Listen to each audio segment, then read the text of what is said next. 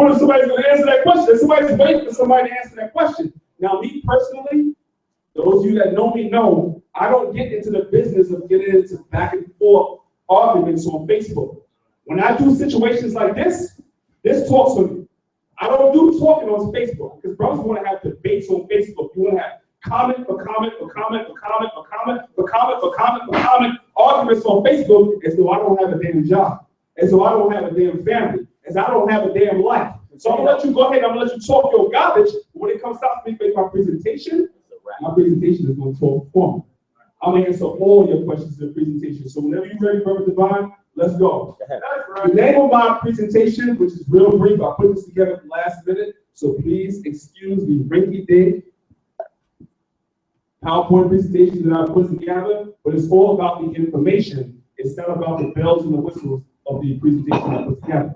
The name of the information is called The Rise of Biblical Minimalism in the Conscious Community. Now I'm going to give you, brothers and sisters, a brief understanding of what biblical minimalism is.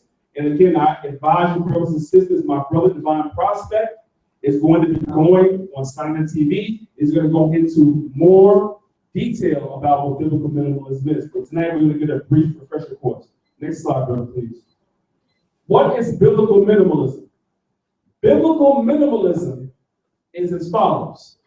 Biblical minimalists believe that the barest of details in the Bible are true. And that is only if there is extra biblical references to support the biblical text. In other words, what we're told by biblical minimalists is this: if there's not something to corroborate what's written in the Bible outside the Bible, we're not supposed to believe it, right? Biblical minimalists tend to have a skeptical attitude towards the Bible, and they have a clear bias in interpreting archaeology. Biblical minimalists generally give ancient texts the benefit of the doubt. So when they're dealing with a corpus text from somewhere like Kemet or somewhere like Nubia, they give those texts the benefit of the doubt when it comes to authenticity. But when the ancient texts lie, as in the case with certain Kemetic records, they don't have a problem with that. For instance, when you read about certain Kemetic texts, right, you will read about certain dynasties that ruled during the same time. They were sequential, right? You'll also read in the Kemetic text about certain Kemetic knights that will claim victory for wars that they lost. Yep. But biblical minimalists don't have a problem with that. They won't say that the Kemetic texts are not accurate, even though the knights lied in the different stelas that they created. They won't say those texts are not accurate. But when it comes to the Bible, which is the most accurate of all ancient texts, then they cannot believe it unless there's something outside the Bible to corroborate it. That is biblical minimalism, right? Now let's go on. Biblical minimalists, next same slide. Biblical minimalists believe that evidence should drive interpretation. So in other words, and lead us to a conclusion. So in other words, biblical minimalists, let me start again. When you deal with archaeology, evidence should drive your interpretation and lead you to a conclusion. So based on the evidence that you find, that is how you should come to a conclusion about a particular matter. But when it comes to people that believe in biblical minimalism, they start with a preset conclusion already. They will tell you that the Bible is false. That's what they'll tell you first. And then all their interpretations will be based on the fact that they believe that the Bible is false. So anything they interpret when it comes to archaeology will support their preconceived conclusion that the Bible is false. That is called biblical minimalism. So now everybody in this room knows what that is. All right? Does anybody not know what that is? Does anybody not understand? All right, next slide. Now let's deal with the fictional Hittites. Has everybody in this room heard about the Hittites? Because everybody in this room, the majority of you are Israelites, right? Right? Now watch this. The Hittites are mentioned in the Old Testament over 40 times. They were one of the nations that the Israelites needed to conquer upon entering the Promised Land. Biblical minimalists say that this conquest never happened. Through 1800s, secular historians and archaeologists for many years denied the existence of the Hittites. Why did they deny the existence of the Hittites? Secular archaeologists and historians denied the historicity of the Hittites because the Hittites are only mentioned in the Bible. Due to the lack of archaeological evidence in the 1800s, the absence of archaeological evidence of the Hittites was used as proof that the Bible was inaccurate historically. But in 1906, a guy by the name of Hugo Winkler excavated a site called Boghaz Khoi, where he found templates and artifacts and 10,000 clay tablets, proving the existence of the Hittites, and Boghaz Khoi had been the capital of the Hittites. It is due to their mention in the Bible that the Hittite Empire had been discovered. So the only reason why we today know of a Hittite empire in history is because the Bible mentions the Hittites. So when somebody tells you the Bible is not true, how would you know that there's a Hittite empire in history were it not for the Bible? That's why you have all these books about the Hittites today. The only reason why you have all these books about the Hittite Empire today is not because we read about what we read about in Kemet. It's not because what we read about in Nubia. It's not what we read about in Sumeria. The reason why we know about the Hittite Empire today is because of the Bible, which everybody says is false. Does everybody understand that? Right. The Bible is proving itself to be a true book. The Bible is the go-to book for history. No Bible, no Hittites in history. Does everybody understand that? Everybody understand that, right? So when somebody comes to you and tells you the Bible is fictitious, the Bible is false, everybody in the Bible is a fairy tale, first question, what about the Hittites? Where can we read about the Hittites outside of the Bible? And if they don't have an answer, then they are biblical minimalists. I want you to understand that and call them that because they don't like that name. Next slide. Now, let's read our Bible. Watch this. How many brothers and sisters are familiar with Heth in the Bible? Right. Heth is the progenitor of the Hittites, right? So we are told by those that believe in biblical minimalism that the Bible is a fairy tale. We are told that we shouldn't believe that the Bible is all false. Abraham was an allegory. These guys didn't exist. Watch this. Genesis chapter 23, verse 16 through 18, right? It says that Abraham hearkened to Ephron, and Abraham weighed to Ephron the silver which he had named in the audience of the sons of Heth. Who are the sons of Heth? The sons of Heth, watch this, Heth in the Bible. Heth is, according to Genesis chapter 10, verse 15, the second son of Canaan, who is the son of Ham, the son of Noah. Heth is the ancestor of the Hittites. So according to this, Heth was the father or the progenitor of the Hittites, which we prove are real people, but they tell you that the Hittites were not real up until 1906. So now you have to ask yourself a question right here.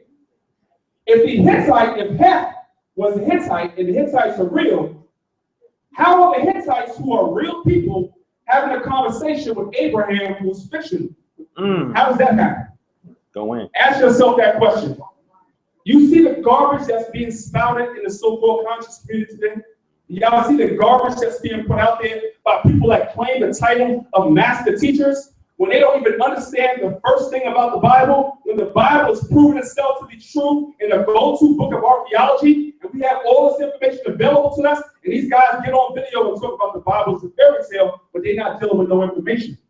You gotta be very careful in what you are ingesting into your mind. Be very careful, right? So let's read on. Again, Genesis chapter 16, verse 18. And Abraham hearkened unto Ephron, and Abraham weighed to Ephron the silver which he had named in the audience of the sons of the Hittites. So you have the sons of the Hittites that are in the audience of a man that the conscious community tells us is a fairy tale. So we have real people in the audience of a man's fairy tale. When do they do that, man? In scholarship. That is garbage, right? 400 shekels of silver current money with the merchants. Verse 17. And the fields of Ephron, which was in Machpelah, which was before Mamre, the field and the cave which was therein, and all the trees that were in the field, that were in all the borders round about, were sure. Verse 18. Unto Abraham for a possession in the presence of the children of Heth, before all that went in at the gate of the city. So Abraham did this in the presence of the children of Heth. And I just showed you on the previous slide, the children of Heth are the descendants of the Hittites, which they proved to be real people in 1906. So now, what the conscious community is saying to you, brothers and sisters, when they tell you that Abraham is an allegory, they're telling you that real people were having a conversation with a guy that was fake. That's what they're telling you. And how many of you brothers and sisters believe that garbage, man? How many of you brothers and sisters believe that garbage, man? See? You see what's going on in the conscious community? Now let me read this again. Heth, Bible. Heth is according to Genesis chapter 10, verse 15, the second son of Canaan, who was the son of Ham, son of Noah. Heth is the ancestor of the Hittites, second of the 12 of the Canaanite nations, descended from his sons who lived in Hebron. All right, next slide.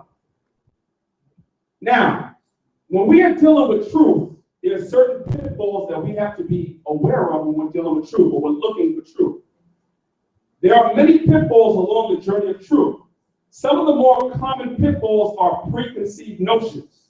The reason why a lot of people believe that Abraham was an allegory is because they have a preconceived notion.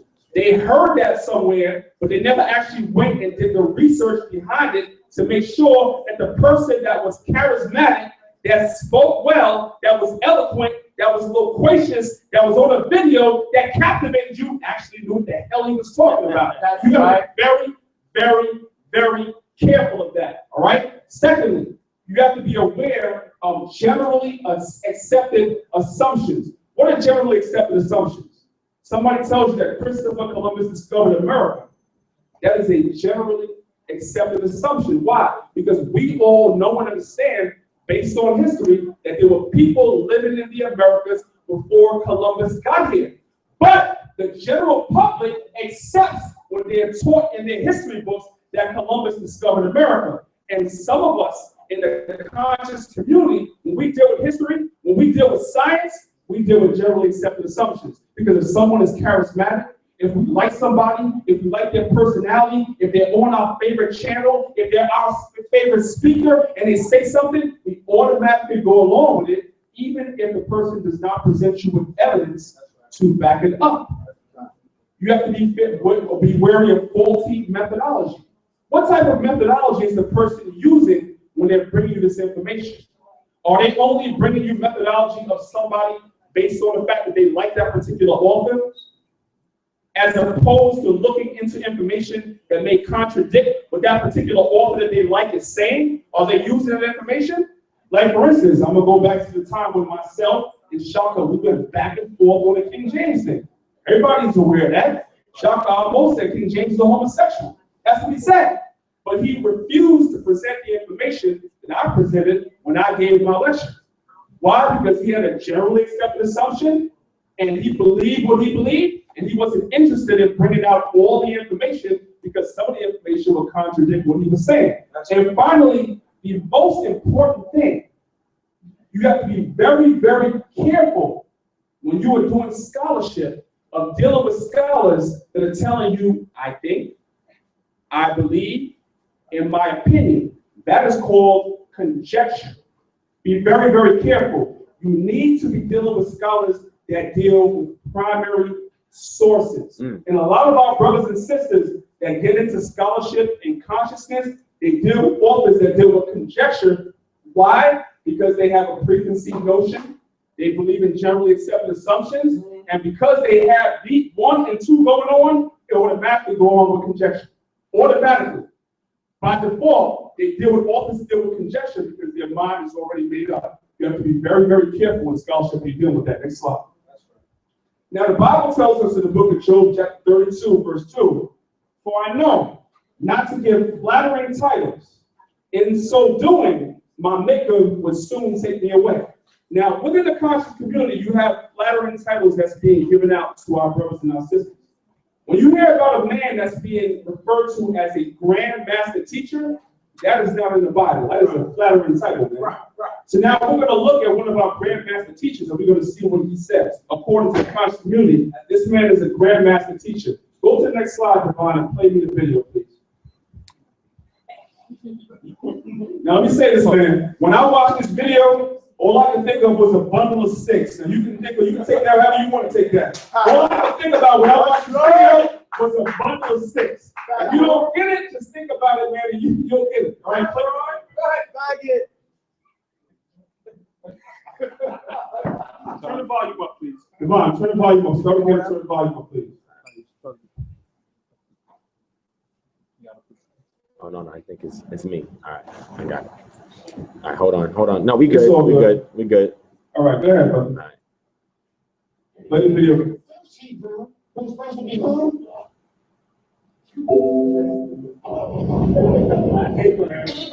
It says in the Bible that that's an allegory. It says in the Bible that Abraham is an allegory, which means that's a made-up story. So that means your whole premise is based upon a made-up story. Now, the man said in the Bible, it tells you that Abraham was an allegory, it was a made-up story. But when you actually open out, the majority of people that watch this video on my good brother's side of this TV, the majority of people that watch this video, when they saw that, they was like, man, that was deep. He's right. Yeah, the Bible says Abraham is an allegory, that's right. But the Bible does not say that. It 100% does not say that. You see what I'm saying? But again, because he's charismatic, because he's intelligent, because he's loquacious, because he speaks well, people take his word at face value. But let's see what the Bible says. Go to the next slide. We're going to read the book of Galatians Chapter 4, verse 20, but the point is in verse 24. It says, I desire to be present with you now and to change my voice, for I stand in doubt of you. Tell me that desire to be under the law. Do ye not hear the law? For it is written that Abraham had two sons, the one by a bondwoman, the other by a free woman. But he that was of the bondwoman was born after the flesh, but he that was of the free woman was born after the promise. Which things? What things are talking about? Promise. Right. Promise. Right. Promise. Right. Not the people. Does everybody see that? Right. Which things are an allegory? For these are the two covenants. So what is Galatians chapter 4 talking about? It's making reference to the two covenants. What are the two covenants? The old covenant and the new covenant. That's what this is talking about. This is not referring to the fact that Abraham was a fictitious character. You see that? But again, because he was loquacious, because he's well-spoken, because he's on a certain channel, because he has a flattering title as a master teacher, the people took his word for it. They didn't even bother to crack the Bible to see if what he was saying matched up with what the Bible text is saying. That's why it's very important. The Bible says what? Study to show thyself approved. Does everybody understand that? Next slide. Next slide. Now, go back one, please. One slide, go back. Go back. Who's this one? All right. Now, this is talking about Abraham. Again, this is talking about the two covenants. Go to the next slide. I don't want to go too long, right? The Bible consistently employs the same methodology throughout the Old and the New Testament, right? When you read the Bible, you read about parables, the book of Psalms chapter 78, verse 2, as well as the four Gospels. The Bible also talks about dark speeches in the book of Numbers chapter 12, verse 8. The Bible uses the word similitudes in the book of Romans chapter 5, verse 14. The Bible uses proverbs in the book of Proverbs chapter 1, verse 6. The Bible speaks about riddles in Ezekiel chapter 17, verse 2. The Bible speaks about shadows in Hebrews chapter 10, verse 1. The Bible speaks about both Proverbs and dark sentences. In Proverbs, and the Bible speaks about allegory in the book of Galatians Chapter 4, verse 21. What am I trying to show you? All these things are employing the same methodology. So whether you see allegory, whether you see parable, whether you see dark speeches, whether you see similitude, whether you see riddle, whether you see shadow, whether you see allegory, the Bible is not telling you that these people never existed. The Bible is not telling you that these people never faked. It is just a simple method of trying to convey a message to the people. Yeah. And sometimes they use real people in an allegorical sense, in a parabolic sense, in a proverbial sense, in a riddle sense, in a shadow sense. It'll use a real person to convey a message. The Bible never told you that Abraham was an allegory. I don't know where the hell he got that from. Not only that, when you read the Bible also employs in the book of Daniel, the 2nd chapter, Daniel, the 7th chapter, Daniel, the 8th chapter, 2nd Ezra, chapter 11, all the way through chapter 13, Revelation chapter 12, 13, and 17, and 18, etc. The Bible employs anthropomorphism. The Bible employs personification. And all these things are used to convey a message, never telling you that because it employs these things, that these things are not real. When you read the book of Daniel, the 7th chapter, the Most High speaks about a statue. Does that mean that those empires that existed, which that statue represents, weren't real? When you read the book of Daniel, the 7th chapter, the Most High confers the 4 kingdoms that were going to rise up to 4 different beasts. Does that mean that those kingdoms were not real? It doesn't mean that. But yet we have people that are unlearned in the Bible that will open the Bible and use certain verses to try to prove their point. Why? Because they have a preconceived notion. Please don't be deceived. Next slide.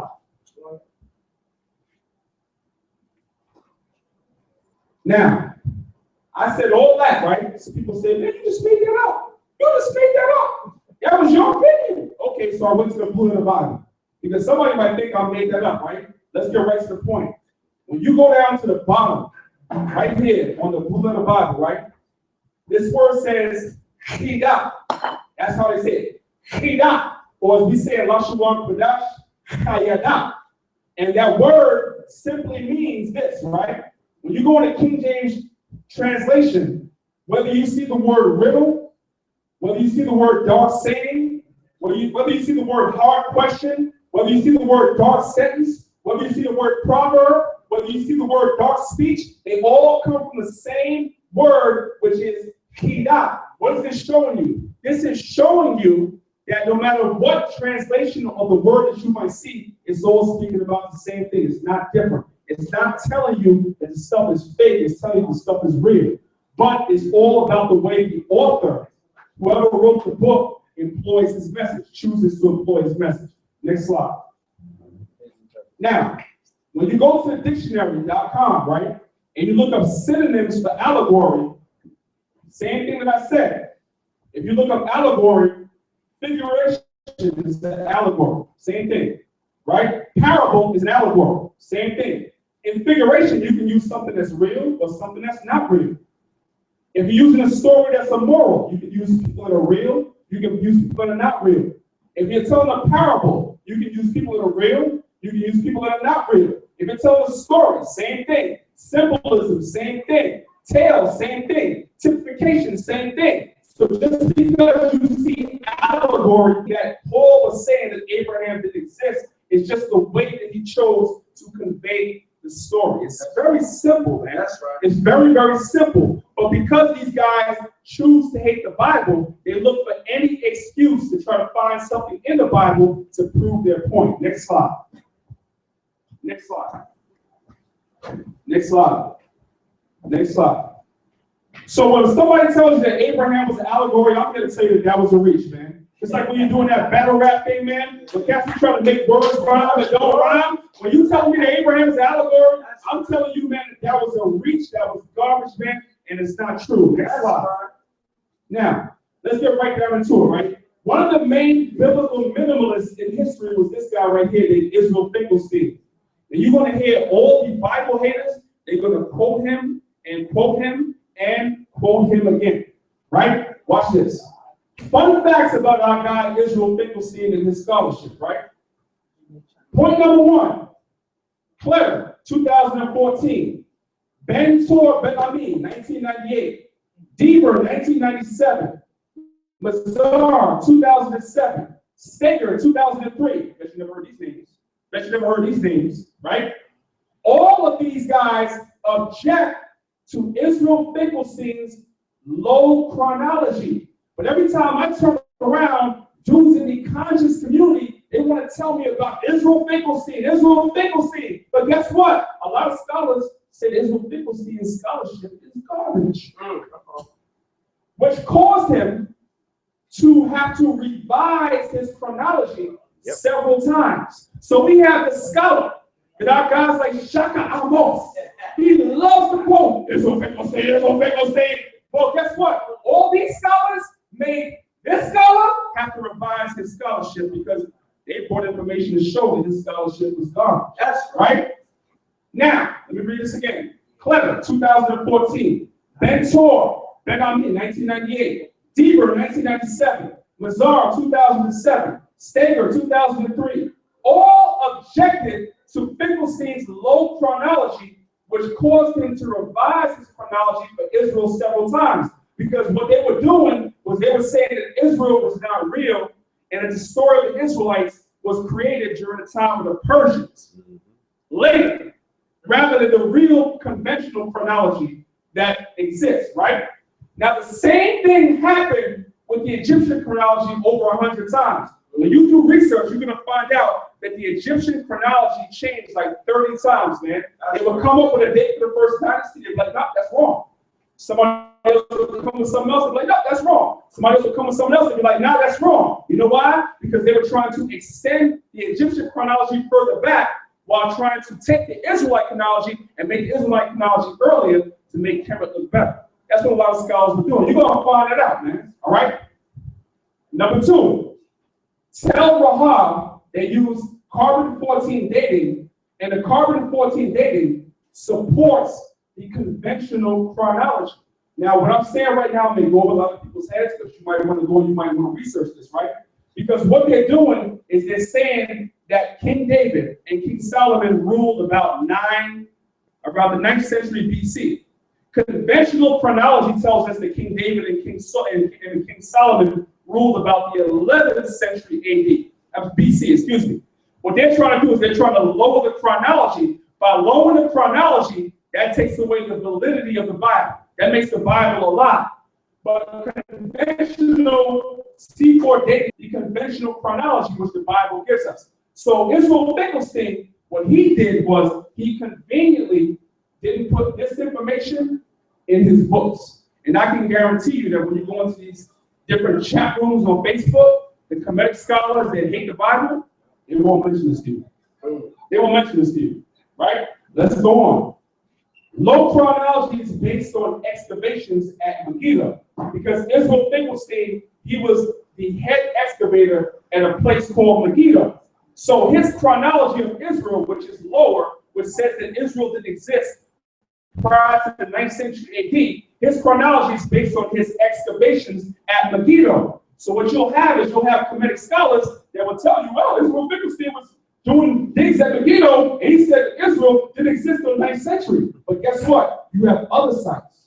A whole bunch of them. Like Rehoboth, like Kirit and Nahas, like Tel Dor, that don't support low chronology. And guess what? Israel Finkelstein left that out of his book too. But guess what? When you watch, and I'm going to throw a shot, I'm going to give it a damn. That's right. When you watch Sadel TV, you're not going to hear about these. We ain't going to hear about this. Yeah, I know the mind. Why did you say that? We got to say that. Next slide. Hey, we gotta keep it up. I don't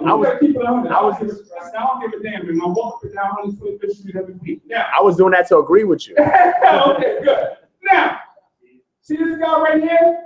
This is a contemporary of Israel Finkelstein. Let's look at his scholarship. Let's look at his credentials. You know, we got to talk about credentials. I don't deal with nobody but the PhDs. Okay, good. Check this out right here, right? This guy's name is Aaron Burke. He's an associate professor of archaeology of the Levant. Where's the Levant, family?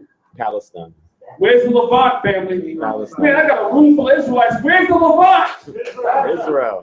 The Levant is Israel. If you an Israelite, you don't know that, stuff.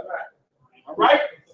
Aaron Burke, he's an associate professor of archaeology, meaning he is looking in the same place that old homosexual named Israel Finkelstein is looking, right?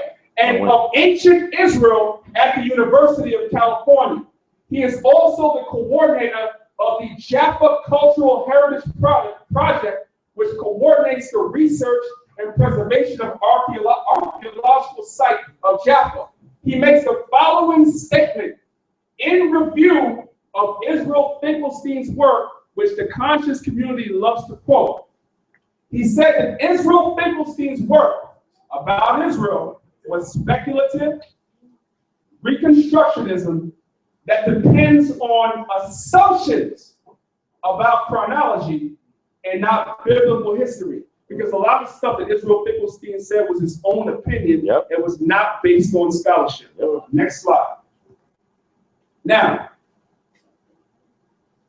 check this out. In the beginning, before archaeology yields certain information to us, we were told that the Bible is a myth. There's nobody in history named King David. Nobody in history named King David. But then we found the Tel Dan Stela. And then we found the Mishi Stela. And the Mishi Stela and the Tel Dan Stela have been dated to within 100 years of the reign of King David, and effectively ended the argument about David being mythological. In other words, prior to the discovery of this, the Tel Dan Stela, which you can see right here, the house of David, prior to the discovery of the Mishi Stela, the scholars were saying that there was no such thing. The same thing with who? The same, I said at the beginning of my lecture, the same thing with what people? With who? With who? The same thing with who? So the same thing with the Hittites that was debunked was the same thing that was said with King David. That was what? Debunked. Because they found the Tel Dan Stela. And they found the Mishi Stela. So now the argument about mythological David also died. Next slide. Then we get this guy, get Israel Finkelstein. They bring him up on the scene. And they say, okay, you know, you guys are right. David did exist, but he was just a local tribal leader. There's no real information that proves that he had any great kingdom. There's no real information that proves that Solomon had any great kingdom. And this is the guy that they tell you about. Everybody in this room has heard about Israel Finkelstein. How many of you guys know about this guy? I know Divine. I know Divine. Joseph Garfinkel of Hebrew University of Jerusalem. When you go to the Kemetic rooms and they talk about the Bible, they're going to talk about this guy. They ain't going to talk about him. Because this guy says, this guy don't know what the hell he's talking about. How about that? How about that? Huh? Next slide, man. So I decided, let me look at their credentials. You got to be thorough in this Israelite thing. We got to be thorough, man, because these guys like to talk a lot of garbage. You Israelites don't read books. You don't study. Well, I study and I read books. But let's bank on that, right? So now here's Israel Finkelstein's credentials and excavations, right? Now I know it's a little blurry because I had to do this on my cell phone. It was, a quick presentation. All right? He did an excavation of Megiddo, Samaria, so forth and so on, up and down. He did a lot of excavation, all up and down here, right? So this guy's great. Guys like to quote him, right? Right? But this guy over here, Joseph Garfinkel, he did his own excavations as well, right? And I took this directly off the university website. This is a guy that they don't quote. And I'm going to give you guys something else, right? Also, very, very important. If you don't remember anything else I say, remember this, right? Follow the funding. Let me say it again. Follow the funding. Let me say that one more time. Right. Follow the funding. That's right. If you Do some research. This guy right here gets all the funding. And who is funding him? Secular sources are funding him. Yes, that's why he comes to the conclusions that the people in the Bible never existed. He's receiving money from secular sources, whereas guys like this don't get the same funding, they don't get the same hype. That's why when I ask you who this guy is, the majority of people don't know who the hell this guy is. And he's saying that this guy is wrong. Next slide. Please familiarize yourself with this place, right? Now I'm just going to break this down for you real quick, and I'm almost into my presentation because it's very late, right? Israel Finkelstein, the so-called Jew that's being funded by secular sources, says that King David was not real. Not really that King David was not real. Let me correct myself. He said King David was a local tribal chieftain who didn't have a real kingdom. It wasn't real. He just had like a few people behind him, a little tribe with him, so forth and so on, right? Then he discovered Kirbet Kayafa. Joseph Garfinkel is the lead archaeologist overseeing excavations at Kirbet Kayafa.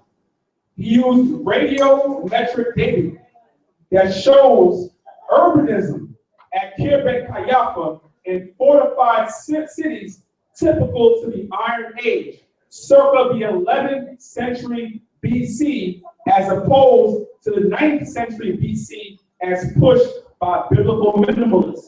Now, this might have went over some of y'all heads, but trust me, when you get into a debate with these dudes that push that comedic garbage, that are telling you the Bible's not real, you're going to come back to this video, you're going to rewind, you're going to be looking for this. Kirbet Kayafa. Y'all need to learn about this.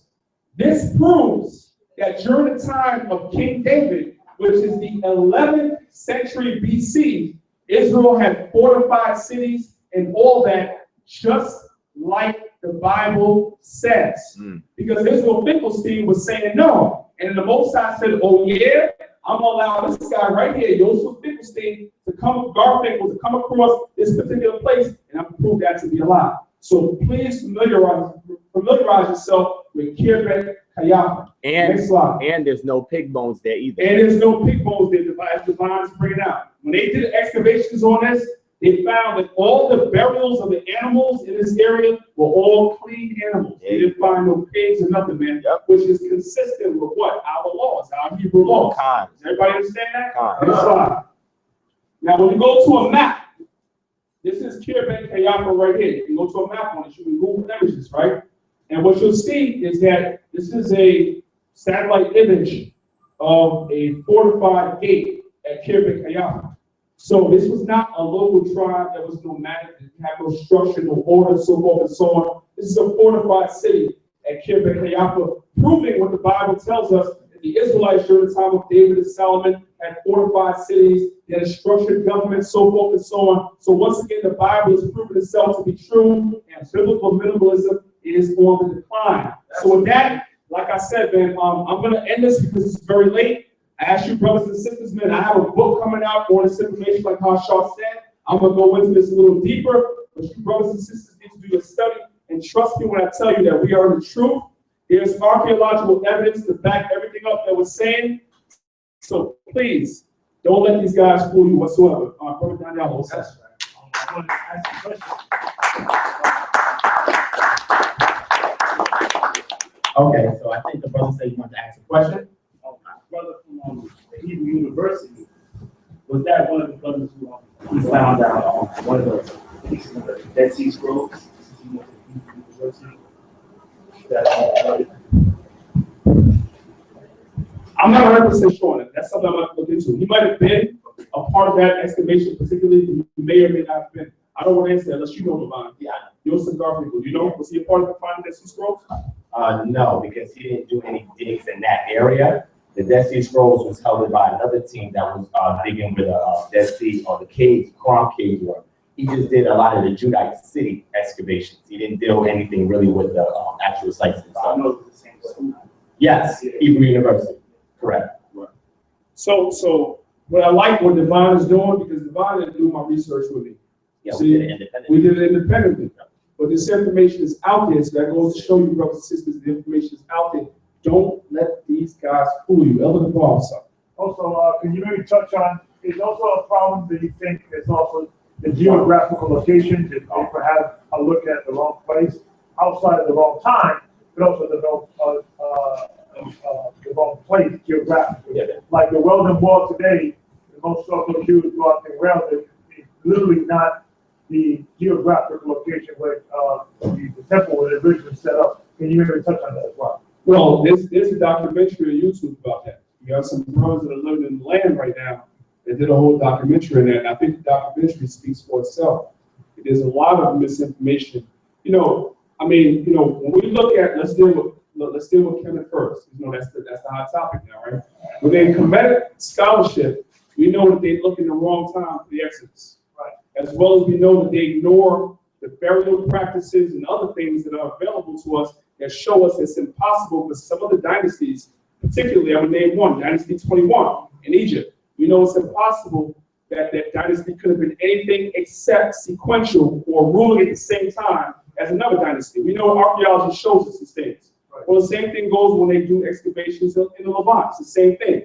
There's certain information that they ignore. There's certain information that they look past. There's certain information that they look at the wrong place, so forth and so on. They do the same thing with Kemet that they do with Israel. Same thing. If you want to add on to that, Devon, you can add on to that. That's pretty much it. Did I answer your question? All right. Yeah, same thing. Because again, when you're dealing with scholarship, when you're dealing with, there's two places in history there's two places in information you have to look. When we deal with science and when we deal with history, the majority of science and the majority of history that we learn outside of those of us that are in truth are generally accepted assumptions. There are things that are pushed out there that is really a lot of factual information to back it up. But because it is what academia wants to push, you see, this is what we get. And science and history is akin to politics because we understand, everybody in this room understands, in politics, right? If I'm a Democrat and I'm seeking the presidential nomination, the guys that's paying, the special interest groups that's pushing me, that's funding me, I'm going to push the agenda of these special interest groups, regardless of how I feel. If they're funding me and I want that office bad enough, I'm going to push what their agenda is. It's the same thing in science. It's the same thing in history. When you have certain groups funding you, regardless of what you see, because Israel Finkelstein knows about Kirbet Kayafa. I'll take it a step further. Israel Finkelstein also knows about Dura Europus. How do you, as a so-called white man, know about Dura Europus? You go up in Dura Europus, you look at all the walls, and you see all the black images on the walls of Dura Europus, which is one of the oldest synagogues in the world. And you turn around and push yourself as the real Jew.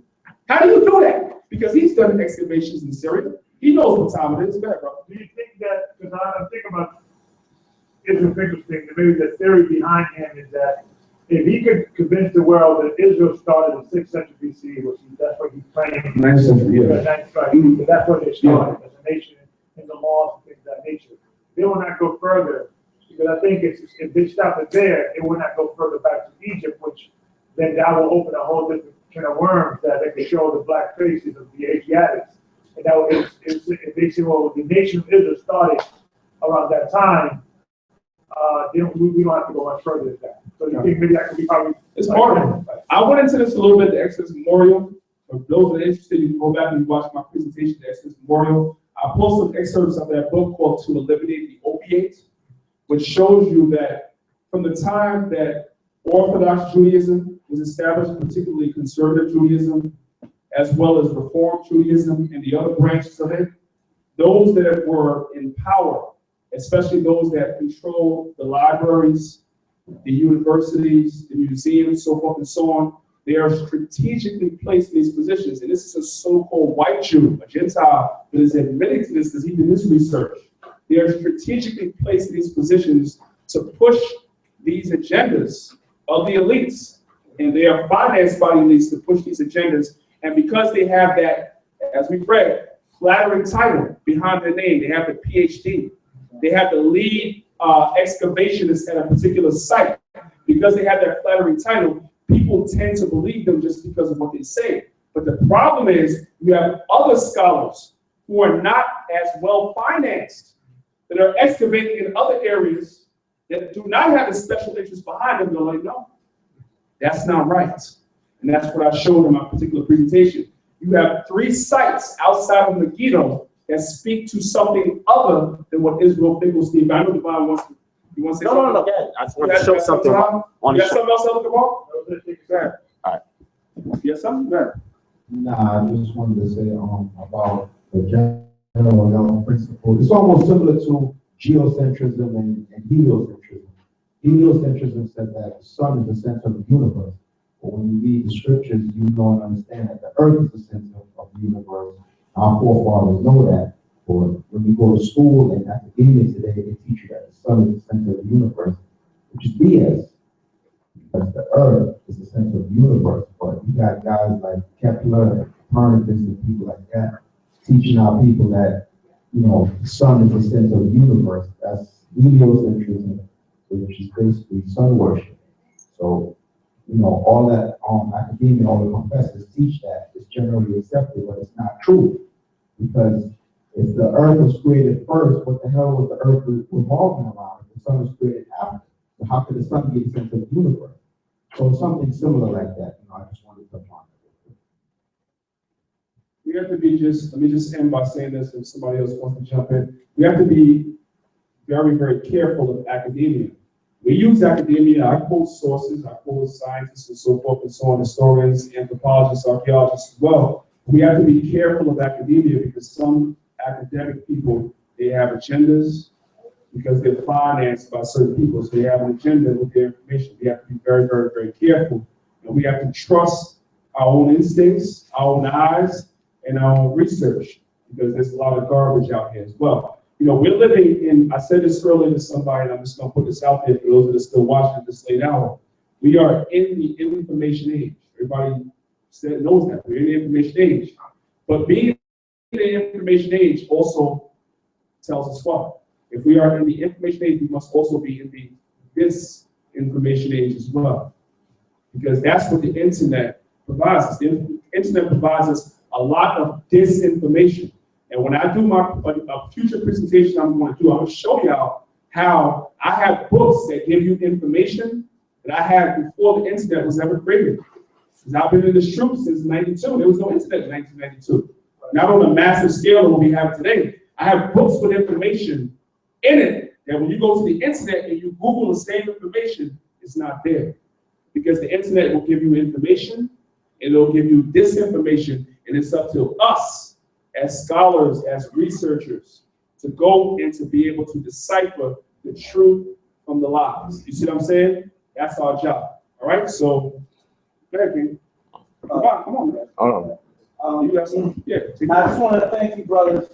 I want to thank you, brothers, for your diligence and what you guys are doing. You guys are growing and going heavy. Devon, I know you're going on Sinetics channel on Monday. I'm kind of asking for a favor. Okay. I'm asking that you really challenge them on some of this information. I know you have some of it in your presentation, but I want them to answer to the Hittites. I want them to answer to the house of David. And this is like their last chance to see if they're really about truth and knowledge and whatever else. But challenge them on that, not in a sense where we're causing conflict, but we just want to see what their answer is to certain things that we're bringing out. This stuff is truth and can be verified. Yep. You know, you put that challenge out and just wait for the answer. Let's see, right? Let's see something. It's funny in closing, right? You know, me and Divine, we had our conversation, right? And I told Divine, I seen Divine in DC. Divine was research he done had conversations with David Rowe and this one and that one. I ain't had a conversation with nobody. So I told him, I said, yo, man, I said, I'm gonna find some of this information before you get it. Right, Divine? Yep. I said, I'll find You said that. I said, I'll find some before You did a great job, man. I said, because he laid the groundwork. You gotta give credit to that young scholar, man. I'm gonna give credit to that young scholar, man. Let's give credit to this young scholar. Because what he did, listen, man, we have to respect each other and the knowledge that we have. I can sit here and I can pat myself on the back. I've been in the truth for 24 years. You know what I'm saying? But my knowledge was a certain level, right? This man came and said something to me, and I was like, Devon, can I get the information? I'm gonna show it to you later. I said to him, I said, all right, you already said it, so I know it's somewhere. Yeah.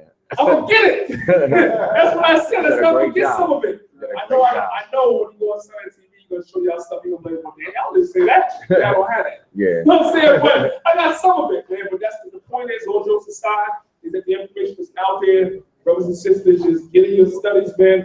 This is the truth. Never leave it, man. There you go. Never leave it. All right, with that, I say shalom.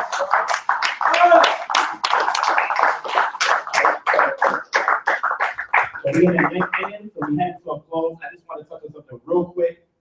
Please give a round of applause for Priest Danyaahla. He did an excellent job. Excellent job. People may think that I'm a student, but he knows his stuff. You know what I'm saying? And one thing that I like to do is help to equip people who are great, who have potential, give them tools so they can chisel a masterpiece out of what the Most High has put in them. And one thing I've noticed about Priest Danyaahla is that not only does he read a lot of books, he's very astute in his studies and his research. So me and him had a conversation, and I said, listen, Danyaahla, one thing that you got to understand, and he already knew this, I said, listen, they're going to look at your material to see what is peer review. Anybody know what peer review is? Mm-hmm. All right. So he was hounding me on something that I told him I was going to give him months ago, and then he finally got on my case about it and had to give it to me. What I did was I gave him a website that you can type in any article, any book, and see if it's been peer reviewed. Because this is the standard by which academia measures the validity of material that is published and produced out and put in universities. So I was able to provide my brother with that website. Priest Danyaahla, did you get any good information over there as far as like the peer review stuff? Good, right? A lot of that stuff. It's good, right? Yeah. A lot of stuff. It's good. And the last thing I want to end on to show you how astute this brother's studying is, there's an article called Haaretz. How many of you have heard of Haaretz? And you may have heard of it because a particular person at the Kavanaugh trial brought it up and made it like it was a standard in regards to information in Israel and historical studies, which is really not. It's almost like the New York Times. You know what I'm saying? So they have substantial information in it. But one thing I want to point out for all you to go back and see, there's a particular article that validates everything he just said and everything I said earlier in regards to a conspiracy, in regards to funding. I'm gonna give you the name of it real quick so you can go back and research it, because I may not be able to. It's too late now for me to go over it, but I'm gonna get the title of it. You can go back and research it yourself. All right, it's kind of small, but at the top it's called the Keys to the Kingdom. So when you go online, type in Haaretz, type in the Keys to the Kingdom, and read this article. And what I'll do is just read the last part of this article for y'all. And the last part of it says here. Now we're talking about Joseph Garfinkel, who Danyaahla brought up, and Israel Finkelstein, right? So I'm gonna read this for you real quick. It says, recently, Haaretz correspondent Nir Hassan uncovered another episode that goes deeper than excavation sites. Two groups of archaeologists wanted to excavate at Tel Soar, a mound near Kirbet Kayafa, who he mentioned earlier, in the Elah Valley, which is in the south. One side consisted of Professor Yovel Garin and Professor Oded Lipschitz from Tel Aviv University. The other, Professor Garfinkel, and his American colleague, Professor Michael Hazel, who I have actually in my presentation. Gordon's argument was largely of a technical nature. Listen to this. Garfinkel could not excavate at the site. It prevented him from excavating at the same site as the people who are the same team as Israel Finkelstein. He maintained because the regulations of the Antiquities Authority forbid archaeologists from conducting 2 digs simultaneously, which means that if you get the funding to go to a site first to dig, then if somebody else wants to come and peer review that dig, they're not going to be able to do it. And because Tel Aviv University, where Israel Finkelstein goes to, gets the most money, they're always going to make it at the archaeological digs first. Wow. So this is not just something that we're just talking about. This is an actual article publication that is #1 in Israel that's actually bringing out this information. The last part I'll read is at the end says, Garfinkel responds sharply. If the distinguished Professor Oded Lipschitz is unable to distinguish between antiquities theft and initiated excavation, he is a substandard level. It is extremely grave that he is accusing us of antiquities theft. So not only are they preventing them from digging, they also say whatever you find is theft and antiquities, and it's a forgery and it's not real. All right? So mind you, because they're not getting the money, so therefore whoever has the power over the media is going to put that up first, slander your name, so anything you could do, people are just going to overlook it, right? So the last part is, it says, that is slander, he says. He adds that since he started to excavate at Kirbet Caiaphas, he has been harassed by Tel Aviv University researchers. The Tel Aviv School of Thought is trying to obstruct this. Don't think they have scientific freedom there. Finkelstein organizes them. Where does Yuval Goren have a budget for a dig if not from Finkelstein's budgets? Look at this. Finkelstein responds, I have nothing to do with this argument. All my research budgets to the last cent finance my research work exclusively. Then it goes to say the Israel Antiquities Authority declined to respond. The reason why they're not going to respond, because whatever they say has to be put on record, and if somebody decides to go back in and do almost like a Freedom of Information Act to go ahead and request these documents, you'll see that the Antiquities of Authority are working hand in hand with Tel Aviv University, where Israel Finkelstein to prevent Joseph Garfinkel, other people as well, from doing independent digs and actually finding data that proves the scriptures. So when we talk about a conspiracy, this is not a theory, it's actually validated. If you go back and read this entire article, look how many pages in this article. Look at this, look. And you get it from various people, not just Joseph Garfinkel, but various sources that go to say that every time they do a dig, Israel Finkelstein is on the scene first with the Antiquities Authority claiming theft. Oh, what are you guys doing? You guys can't dig here, because they're trying to obstruct the scriptures and trying to show you that the scripture is not real. If anybody brings anything to the surface to usurp Israel Finkelstein, guess what? They got to believe in the scriptures and the Most High. I just want to end off with that to show you that this brother's working all the time. All right. So with that being said, yeah. And also, some of the fathers, you face 10 years in prison. Oh yeah, I didn't even get into that. Yeah, you face 10 years in prison for it. Yeah. So it ain't like there's people sitting on artifacts, but they can't bring them forward because they're looking at a 10-year sentence. Exactly. And all you need to do, like you just saw the Antiquities Authority, they're being funded by Tel Aviv University and the people that support the secularists. So therefore, all they got to do is make an accusation and arrest you. Once they arrest you, guess what? No matter what work you did, doesn't mean nothing, because it's going right out the window. It doesn't mean anything. So you got to understand that this is how powerful the Most High is, and how everything that's in the scriptures that we read has some validation to it. And the people that try, who honestly, maybe half of them don't even care about the Bible in any sense or form, but they see it as a historical tool that actually helps them in the excavational digs to prove what happened in Levant in a particular region, and the only place you get it from is the scriptures. That's right. All right. So with that being said, I want we have the final word real quick. And again, please support the books that we put out. We have several people in here who are authors that are putting up material. Please, Danyaahla, Zion Lexi's not here. Nazi Yashufel has Nazi. Your second book is out, right? 3 books. He got 3 books out. I'm getting on my first, but it's not a book, it's a textbook, so it's gonna take a little longer. I'm still working on it.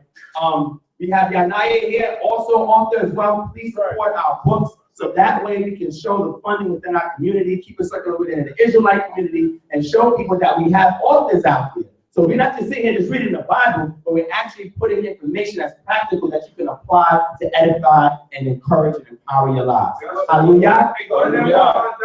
Type in Hashar and get your books there. That's right. Yeah, that's on the way too. Author Hashar, he's on the way too. So I'm gonna he's gonna say one quick word on a book that he's releasing, and then we end it out on it. You still want the picture, right? Okay. It's only gonna take like a few minutes, right? Okay. First, give it all praise to the Holy One of Israel. Reach out and kiss. Shalom. Shalom. They talked about spiritual matters. They talked about mental matters. You know what I'm saying? I'm on the physical aspect of things. That's right. And I don't know. We all know that sooner or later it's gonna come to a wrap. That's right. So when I look amongst men, I look at men as soldiers. All right. No neglecting the sisters, but us as front line. You understand what I'm saying? Survival should be the key at all costs. So when we look at certain things, have you prepared your household? Things go 0 to 100 in any moment. Have you prepared your household for that? That's right. Do you know where your family gonna meet at? Because a lot of our family scattered out everywhere. Do you know where you're going? Do you know, have you made arrangements for where you're gonna meet up at? These are the type of things that we need to know. Have you sat and talked to your children about the things that if all hell breaks loose, what are we gonna eat? There's no cell phone. There's no power. What are you gonna do?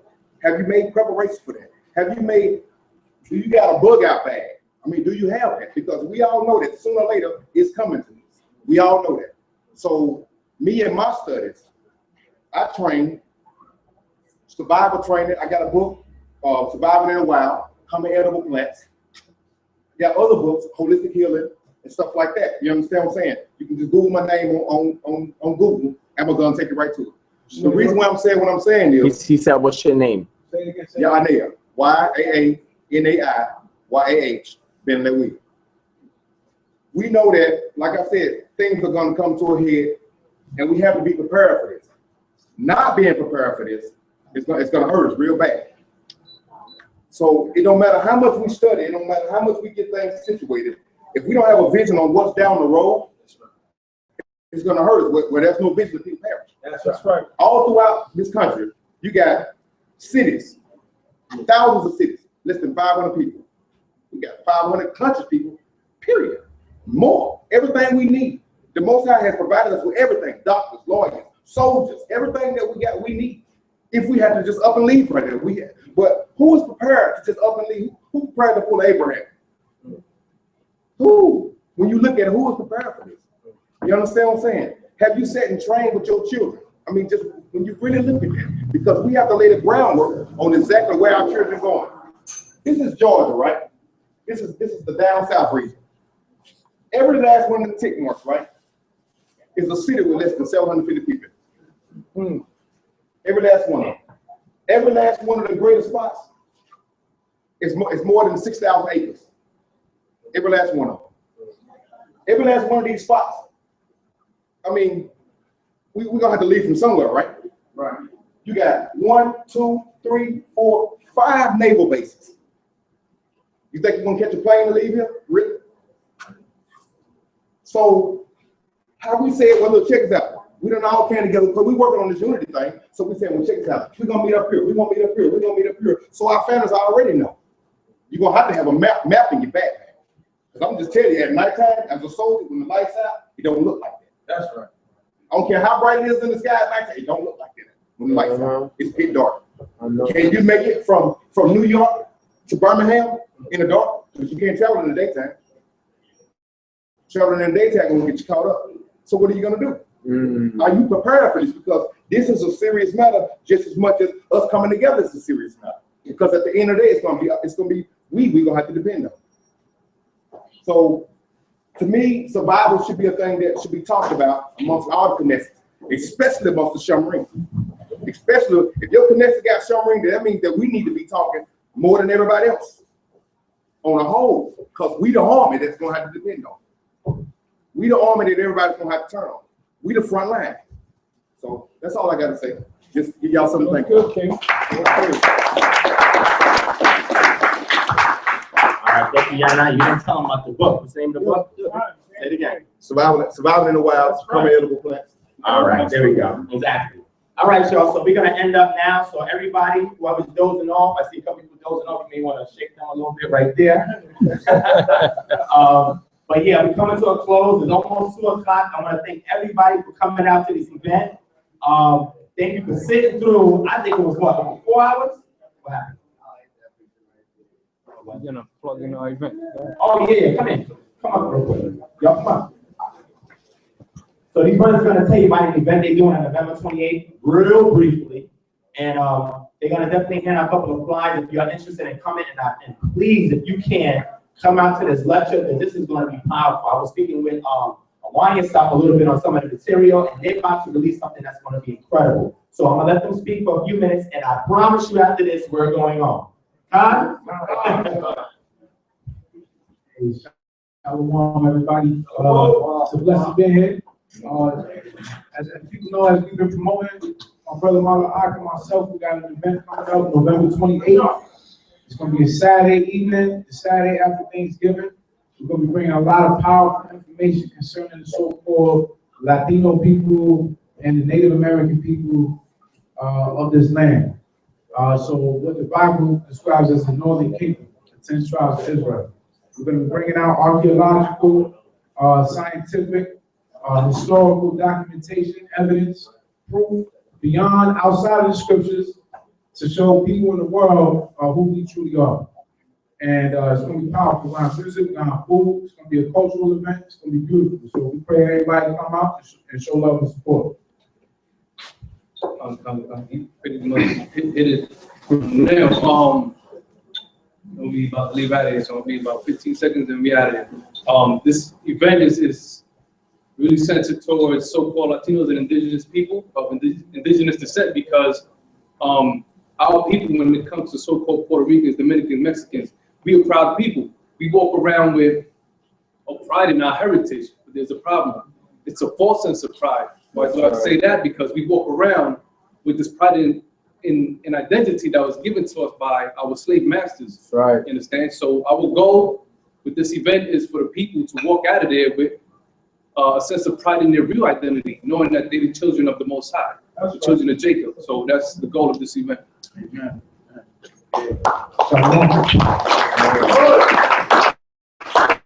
All right, that's everybody, right?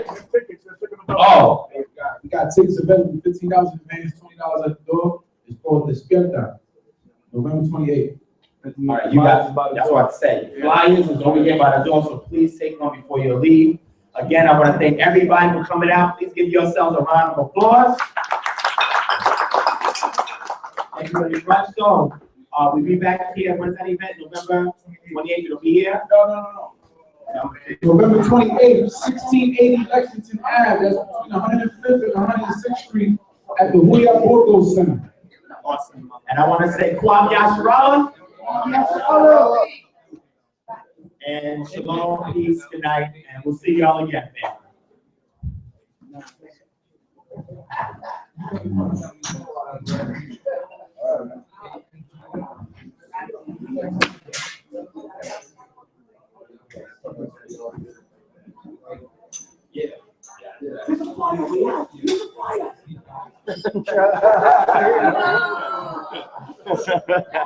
That's messed up.